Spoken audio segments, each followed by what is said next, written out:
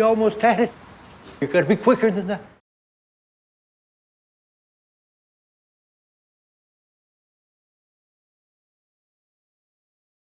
The Son of Man by Rene Magritte is one of my favorite surrealist paintings.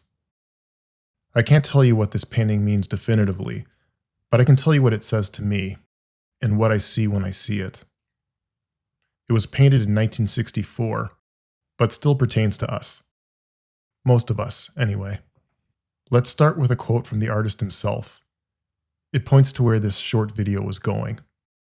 Quoting Magritte, "Everything we see hides another thing. We always want to see what is hidden by what we see." This quote is more about the emotional impact of the painting. I'm more interested in the meaning behind it. Personally, I don't really care too much about the face of the person here. I don't think it's important. In fact, Magritte depicted this figure in at least one other painting that he did, and there's not too much to it. Here's a painting from the same year that shows who this guy probably is. Either way, again, it's not too important. In fact, his concealment is a greater statement than his features. I'll return to this point in a minute. What I find most fascinating is how hypnotized the person is on the apple. And I think this is where the conversation starts. When Magritte says we always want to see what is hidden by what we see, it's safe to assume he's talking about viewers of this painting feeling compelled to see the face behind the obstruction. But let's flip that idea and ask if the person behind the apple in this moment seems to care about anything beyond the apple. Of course, this is a static image, but it's definitely not an action pose. This is someone who's frozen, stuck there and fixated on the thing in front of him. What do you think this apple represents?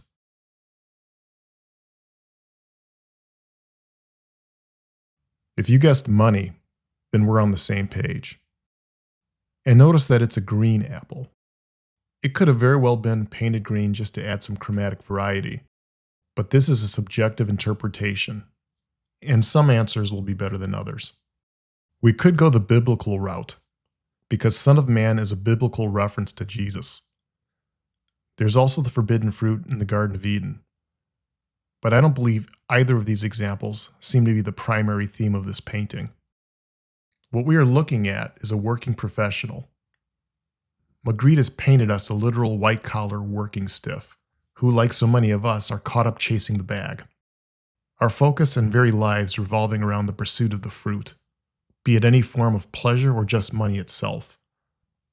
While arguments could be made for other things as well, I tend to think that this apple best represents money.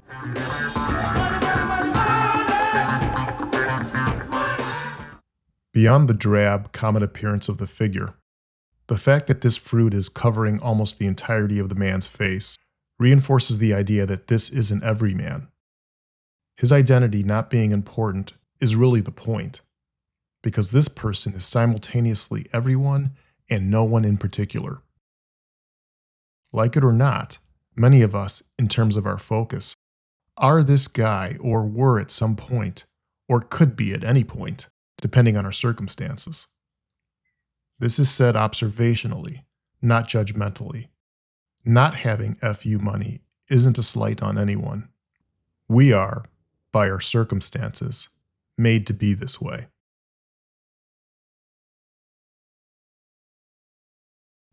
Son of Man is a spiritual statement, and can't be discussed at any depth without including the spiritual angle. I will do so without favoritism to any faith, but from a basic, mystical perspective. On the surface, son means male offspring, but on a deeper level, son means light. This is why son and sun sound the same, but are spelled differently. It's a way of creating a distinction between two things that in essence are the same. If you detangle these two components, you lose the totality of its meaning. This is the trickery and magic of our language. You can dismiss this as silly or coincidence if you like, and I'll politely disagree. Moving on. So, Son of Man points to the light of man, just as Son of God also means light of God. And there is a light inside of every person.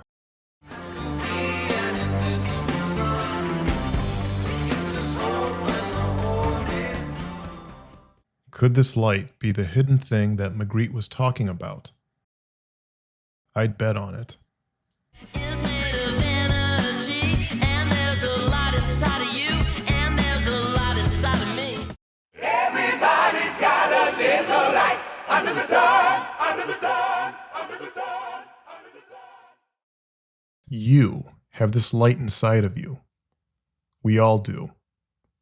Under typical conditions, we can't see it because it's covered in dense matter, but it's there nonetheless. If I turn on my phone's flashlight and put it in an airtight box, I wouldn't see the light, but the light would be there, regardless of whether or not I saw it, believed in it, or called myself a scientist. This is not a statement against science, but against a certain limited perspective. It's beautiful. God damn it, what is it? So this sun, or S-U-N, of man is our internal light, a point of our internal animating energy that can be applied and directed in a seemingly infinite number of ways.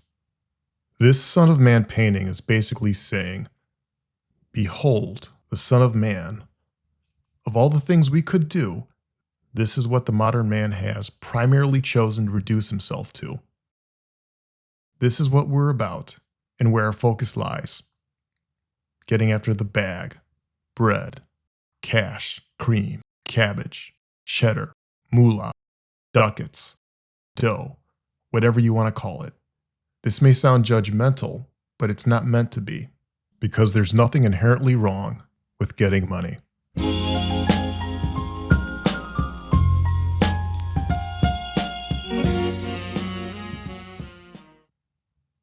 If your goal in pursuing this metaphorical fruit is to subsist or thrive in the world, or better yet, provide for others in a loving way, then it can be good. But if it's a response to an out-of-control hoarding instinct, then it devolves into addiction. But it's our light, and we can shine how we want to. We just have to do so in a way that doesn't dim, trick, or violate others. So what has happened to this Son of Man? What's happened to us? Well, for better and in some ways worse, but perhaps ultimately better in the long run, we went from field to factory to office. And the whole time it was the dangling green fruit that lured us, and the energy we are, from station to station, decade to decade, dressed in beiges and browns, to blues, then whites. Oh, you almost had it. You gotta be quicker than that. There were definitely upsides to the city and industrial progress. We got a little more clever, a lot more comfortable, but a lot less rugged too. It was always a trade-off and never a permanent treat. In total, it was a Faustian bargain, and it put us on borrowed time and took us away from our light. What are you offering? I take the bricks out of the briefcase. I give you pleasure. No strings.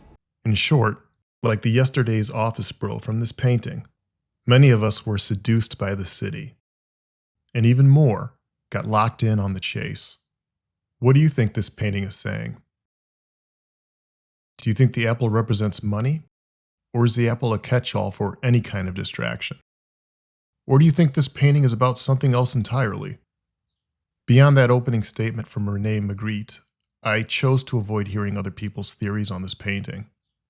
When it comes to interpreting art, I prefer to go in with fresh eyes, so my observations and errors are at least my own. If you have a different take or additional info on this painting, it'll be new to me. And if you care to share, I'm all ears.